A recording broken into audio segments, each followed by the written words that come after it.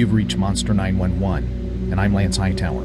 I've been taking cryptid emergency calls for over 5 years.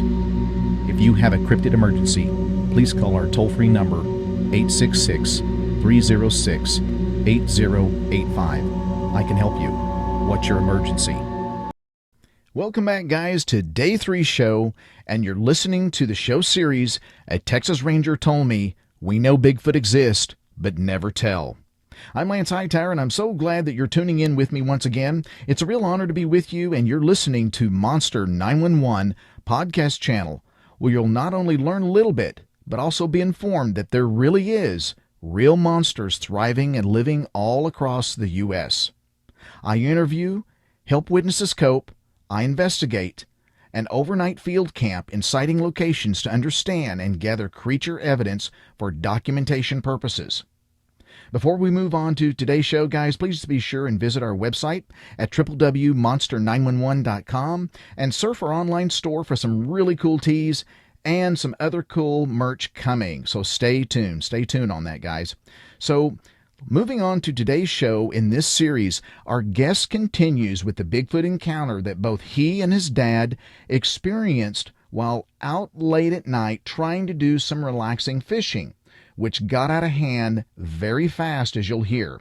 And be sure to listen to tomorrow's show where the guest digs into some of the details from this aggressive Bigfoot encounter. And go down to the beach and walk the woods that are down around there and never get lost. I found some interesting stuff, but I've never gotten lost. And I've never seen anything to make me think there was anything down here. But that one howl that night, and we've heard it multiple times. But that first night. How long ago was that again? That was November of last year. Oh, really? And my sister, when she looked at me and she said, "What is that?" And I said, "I don't know." I came in the and loaded my gun. And my gun has stayed loaded ever since because there's something out there. I don't know what it is. Yeah. I hadn't seen it yet. But if I do, if it comes in this yard and it's one of these creatures, I'm going to drop it. Yeah. Because I got 4 women to protect, and we've got 3 little dogs and a cat. And I mean, look, most people, a lot of people are going to look at me and say, you know, it's not killing this thing over your dog and cat's not right, but I don't agree with that. That dog and them dogs and them cats they're members of my family. They're, you know. Absolutely. I don't want nothing hurting them. And if this thing's in the yard, if it's a big predator, it's probably in the yard because it's wanting to eat one of my pets, and I ain't going to allow that. Yeah. Well, you know, to this day, out of all of these dogman sightings that I've done, and I've done quite a few now, I've never had one that was a nice encounter. The only one was that gentleman I said that was in Texas that was 7 yards away from it. It didn't growl at him. He didn't get a feeling that it was going to attack him because he said, I asked him, I said, "Do you think it knew what you were?" And I said, "I know this is just, you don't have to answer it." I said, "But do you think it knew what you were and what you were holding?" He said, "Absolutely, yes. It knew what I was and what I was holding and that it can hurt it." And, oh, yeah. I think all these things know what a firearm is. Yeah. And he just said, "I caught it completely off, like, you got me." I said, "If it could talk," he said, "it would say, okay, you got me. You got me. You I don't know how you did it, but you got me. You fooled me." And it kind of bowed in a way. He said it had a look like of remorse, like, just go ahead, pull the trigger if you're going to do it. And he let it go. But that's been one of the only few encounters that I've ever done that was how shall I say this? It was an encounter that didn't have a demonic, horrifying, terrifying feeling to the observer. Most of them, the rest of the 99%, had that. It was a terrifying, demonic, evil, I think this thing is going to get me if I don't leave kind of feeling. That's where the majority of them. Even though even though the one I saw was on the other side of the pond, and I mean, he is a good 70, 80 feet away from me, I had a feeling of it was trying to gauge me to see if I'd make a good meal. Sizing you up. Yeah, it was yeah. It was seeing what do you got in your hand. I think they look in your hand. I think they see that if you don't have a firearm, it knows it's going to outrun you because these things are like lightning fast. Mm. And they've got abilities far beyond we've ever seen for speed, strength, jumping ability, all kinds of things. Well, Yeah. I'm going to tell you, I had my 45 on because my off-duty weapon has always been my 45 long Colt, and that's my always been my personal weapon of choice is my 45 long Colt. Model has changed a couple times throughout the years. I mean, the one I shot the first Bigfoot with had a 7.5 inch barrel. The new one's the one I've got now has only got a 6 inch barrel, 5, 6 inch barrel. But I had my 45 long Colt on my hip, and I don't think that 45 would have stopped that damn thing. Well, it's funny you say that because I kind of have the same. It might slow it down a little bit depending on the circumstance, but my feeling is based on the sizes that people are describing how big they are, I'm with you. I think it might give you a 2 to 3 more second advantage, but that's about it. I think, and I'm sorry, and you can edit this part out if you want, but I'm going to be blunt here for a minute. Sure, sure. If it was standing on two legs coming at me, the only way I think I'd be able to get away from it, if it truly honestly wanted me, is either one, open it up by shooting it in the belly, because that's an unprotected spot, Mm-hmm. or shooting it in its genitals. Yeah. I think we always talk about that in the growing area, in the throat, or if you actually have something scoped in where it's just a nail driver in the as big as the eye sockets are, Hmm. if it's got its mouth open in right dead center in the mouth, Yeah. or the throat area, or the eye. Outside of that, gut growing. Yeah. Yeah, yeah, I would And agree. I would agree. I'm sorry, I'm a good shot with that 45, but I'm not that good of trying to get it in the mouth. It'd have to be standing over me with its mouth down, with the barrel and the end of the barrel in its mouth, and I don't want it to get that close. Yeah, yeah. Well, not everybody. Yeah, I mean, when adrenaline takes over, and no one is really going to be. I'm talking if someone you were at a distance of 400 meters, and you have a nail driver, and you got a scope, and you have a 308 that's got the right ammo or something to that nature, then you might get lucky there. But your dad asked a valid question about getting a picture, and the first time when you saw the female, is that the reason why a lot of people don't get pictures, even though they have a phone, is that they weren't expecting it. First of all, no one goes around filming all the time. It's just not normal. Second of all, you're seeing something that you didn't know existed, and your mind's trying to process what you're seeing. Your mind doesn't register, take a picture. It says, what am I looking at? What am I looking at?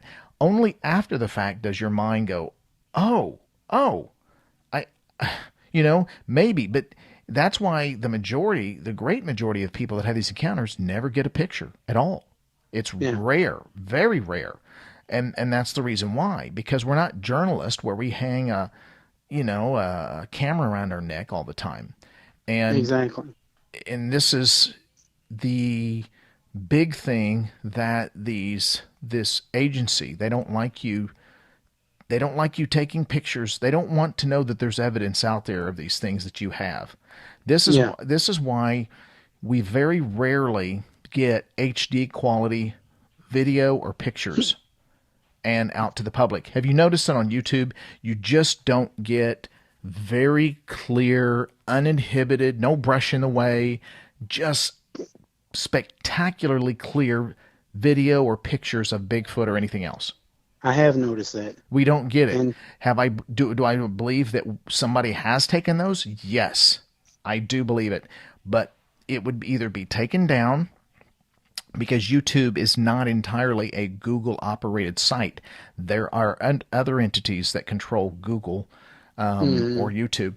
But I believe that if you take pictures or you get pictures of one, it better not be on a couple things. Number one, it better not be on a camera or a phone that has Wi-Fi capability.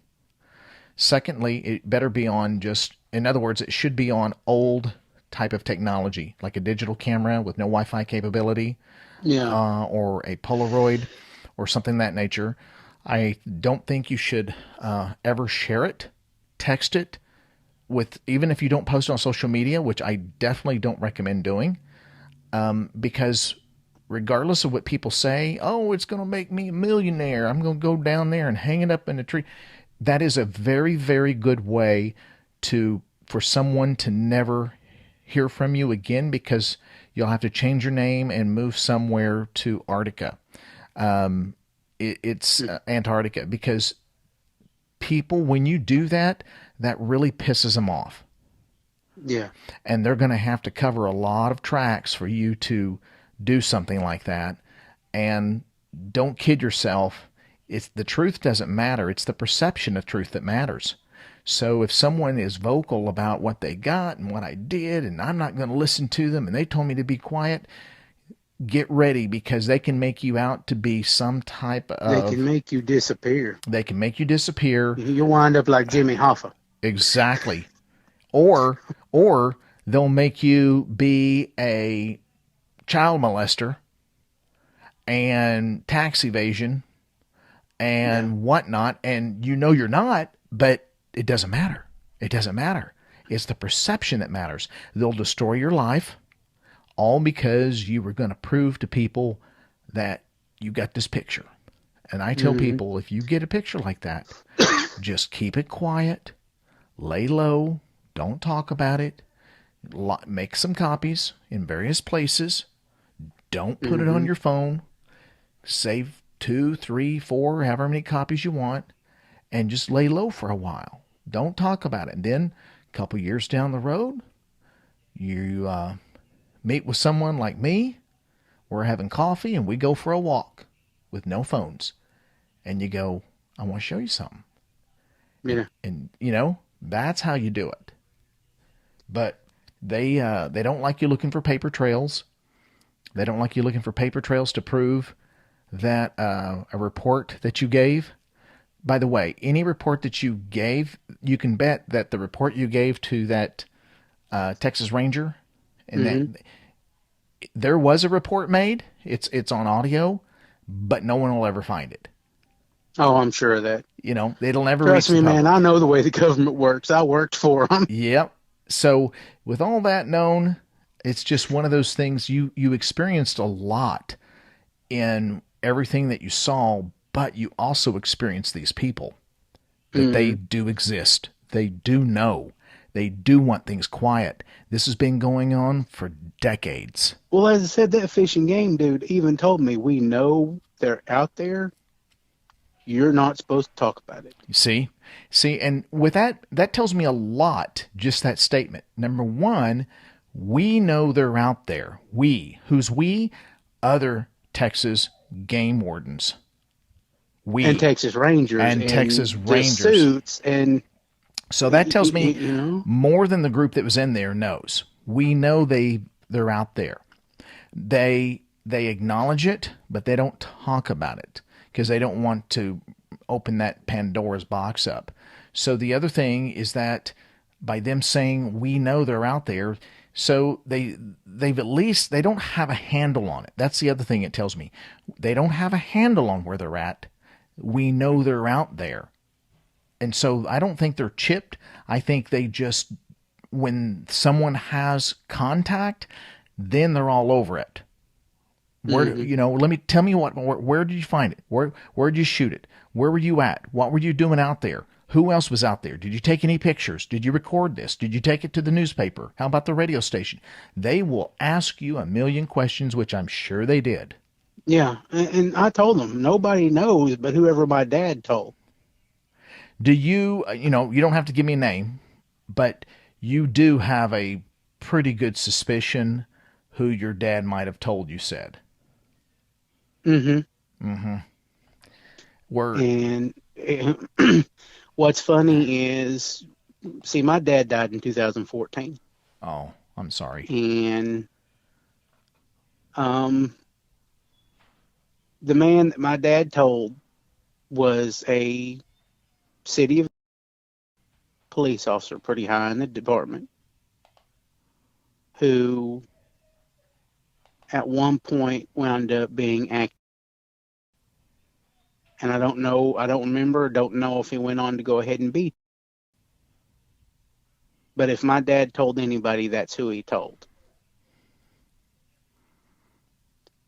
Well, it just goes to show that these folks, if you tell enough people, the people know people that know people, and they have numbers, and there's very special hotlines and very special numbers that they can contact.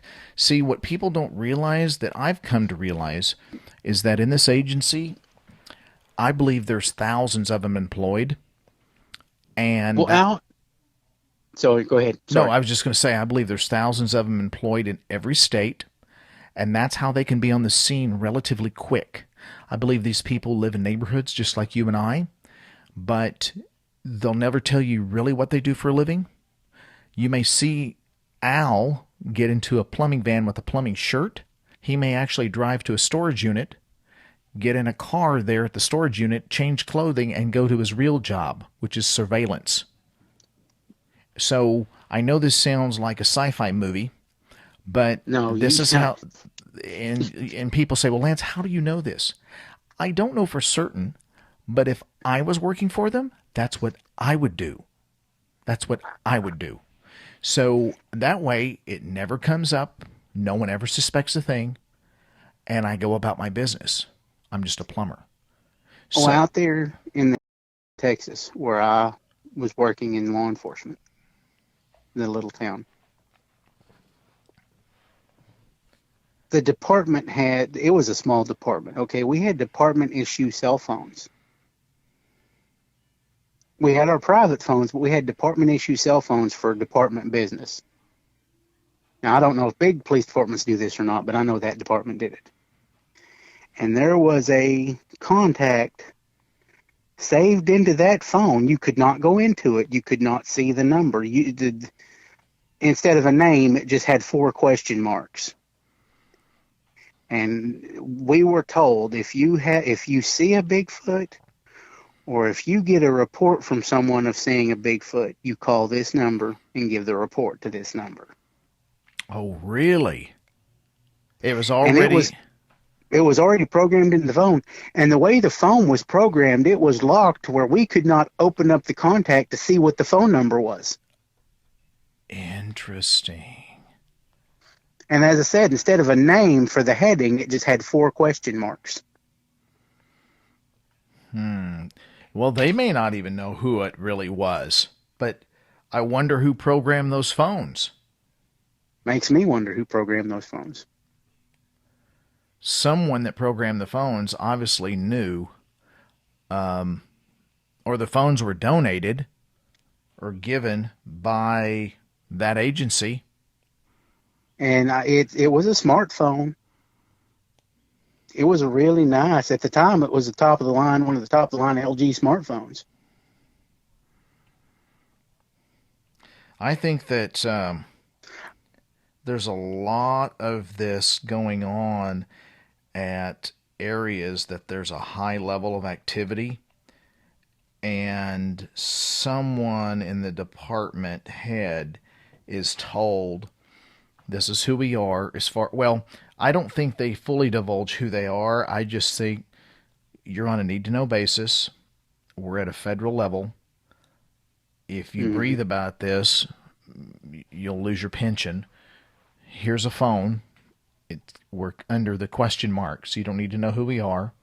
We just need to know if someone sees a Bigfoot. They may not even say Bigfoot. If someone sees an unknown biological entity, Mm-hmm. let us know. We want to talk to them. and you know, all of this makes me think of a line out of a famous movie, and I know it's the movie's fake, but what we're talking about here is real.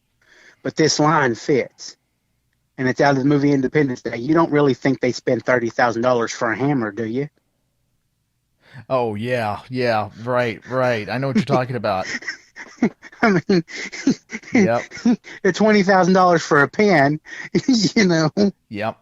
Well, and that's just it. There's been. I remember when Rumfeld was with George Bush Senior. I'm trying to remember, or Junior.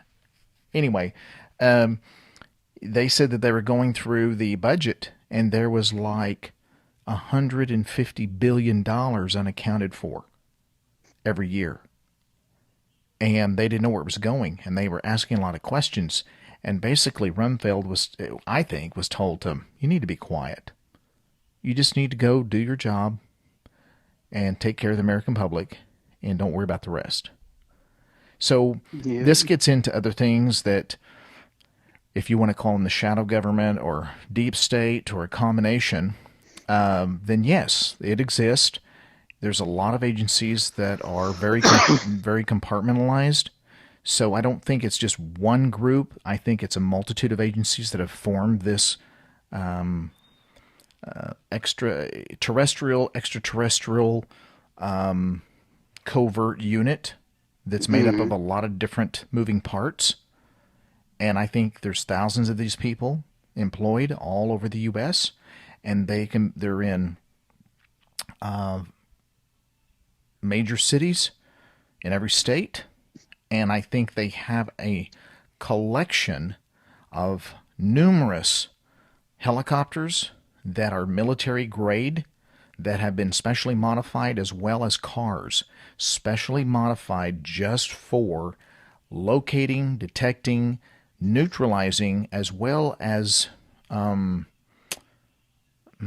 how shall I say, neutralizing, as far as these cars have built type of audio equipment and sonars inside. They're very special cars, and I think they've known about these for so long.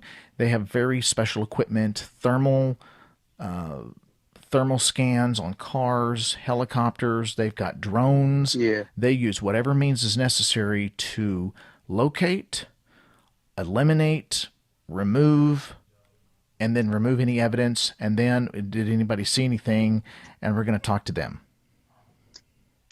I think that's And see, happened for a long time. now that I think about it, and this is gonna this ties back to the howls I heard in November. Back last year in summer, my mom my mom would say it was drug dealers, but we would have several blacked out SUVs just about after it got dark would drive by driving really fast down this. I mean, it's 25-mile-an-hour speed limit down here, but they'd be doing 40 or 50 around this curve, headed down to the beach in blacked out SUVs. Really? And now we've got a blacked out Dodge Charger that I've seen it up close. It's got government plates on it that patrols this area from time to time. Well, here's my 2 cents on that. If you see a government tagged vehicle, it doesn't matter if it's a sports car, a Mini Cooper, if it's white, cream colored, red, black, doesn't matter. If it's an SUV, 4x4, again, it doesn't matter anymore. But what is going to be a common feature is dark tinted windows and a government tag. And Well, if that's you why I said blacked out, because the windows on this thing are so black, it's almost like you're staring at the metal paint on a car. yes, if you see that, that's not law enforcement on a meth lab. That's not that. It's No, something I'm else. pretty sure that that's something else. There's And something else going on, and if you see that, where there's smoke, there's fire. as I said, my mama thinks the SUVs are drug dealers. We haven't seen the tags on them to tell, but she thinks they're drug dealers. Well, and that could be so. It's And very possible, but if you see government tags on there at all, Mm. That's going to be the ultimate telltale And sign. the Dodge Charger, it has a government tag. Okay. So if We've also, she's also, my mom, I haven't seen it, but my mom told me she has seen, them little airplanes that got the little pontoons on them. She said that she has actually seen one come in for a landing and land on in the water just off the beach out here. oh, like a float plane. Yeah, a small one, like a little bitty twin engine Cessna with Mm-hmm. those on it. And that's why I believed her when she said she thought that the SUVs were drug dealers. Well, and again, it's possible. If you're looking at possibilities, you cannot rule that out unless you do some investigation. But you got to be careful. You know that you do.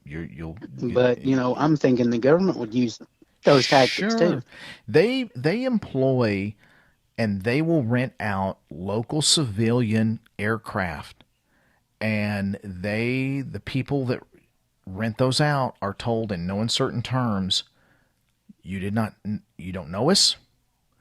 All you need to know is that we're going to pay you to fly us here, and you say nothing. We have a way of finding you. Exactly. And they pay them very well. They pay them cash, is what I suspect. Under the table, there's no taxes, and you can bet that happens. That happens a lot. I think that's why they hold these helicopters in these small hangars in small towns, because they're usually somewhere fast, and they're using Hmm. these Loesch helicopters, these low flying helicopters like they used in Vietnam, very fast, very low flying. They're mobile observation helicopters. So, you know what? I want to pick up on part two. I'm going to go ahead and excuse myself here, but is it okay if I call you back here and we do a part two here soon? Sure. Because I want to talk to you some more because this is it's going to be hard for me to sleep tonight. I have to be honest. This is incredible. I can't even imagine what you've gone through, but man, I can't. I'm just in awe that you called us, and I'm so thankful that you shared this. I'm Uh, grateful that you're being so understanding and that I mean, that you genuinely seem like you believe me. oh, I And, believe you. I believe you 1,000%. I believe you a thousand and percent. it makes me feel good to know that you believe because having members of my own family that don't believe bothers me. Well, when you've had experiences yourself and you know what's out there, when you hear someone talk about the experience they have, you just know it. I've done enough Yeah. interviews and been in healthcare long enough that when I hear someone telling the truth, you can hear it in the vibration of their tone, their voice, their demeanor, all those things, the rate, the rhythm of the language, and I just know. And that's all it. And you're describing features that's very difficult to make up, Yeah. and just the terror of how it did what it did, and so I'm going to what I want to do is we'll keep in contact, but I just want to continue on chatting about this, and because I have some more questions, and I'm sure I'll formulate some more as I go to sleep tonight if I can, and over the weekend. But we'll keep in contact, and maybe this weekend, if I don't know any days that are better for you or than others, I but said, man, I'm on disability. I'm just any day, man. okay, so maybe we'll look at Sunday, and everybody's in close quarters nowadays, and so we'll look at Sunday and we'll just tentatively schedule it. I'll go ahead and text you, and we'll pick up from here. Maybe we can do it a bit earlier. Okay, that's fine. And I appreciate it. Again, my apologies here. I'm gonna take a break here and be with the rest of the family, but I want to thank you so much for getting on, and this has been. I'm very honored that you would share this. Out of curiosity, besides your family, have you shared it with anybody else besides me and your family? Um, there was my friend that, as I said, she was with me one of the times I saw it. One of the times I saw the female. Um, there's another old friend that I told, but I told her because she had seen one too, and she told me of her encounter, and Mm. and she actually saw hers on. Uh, I'll have to. I'll have to try to get in contact with her and find out if it's all right if I tell you where Yeah, she that's saw her. okay. That's okay. You no worries. And I don't want you to feel uncomfortable about saying something you don't want to share. That's entirely up to you. You're in control of the interview, not me. So we'll pick back up. Let's tentatively say Sunday. Is that okay? Sounds good to me. Okay, we'll make it. Let's shoot for how about 3 o'clock ish. That sounds good. I'll be waiting. Okay, sir. Well, you have a great evening and get some rest. And I'll be looking forward to the next chat. Okay, thank you. You have a good night. You too, sir. Thank you so much. You're welcome. Thank you. Bye bye. Bye bye.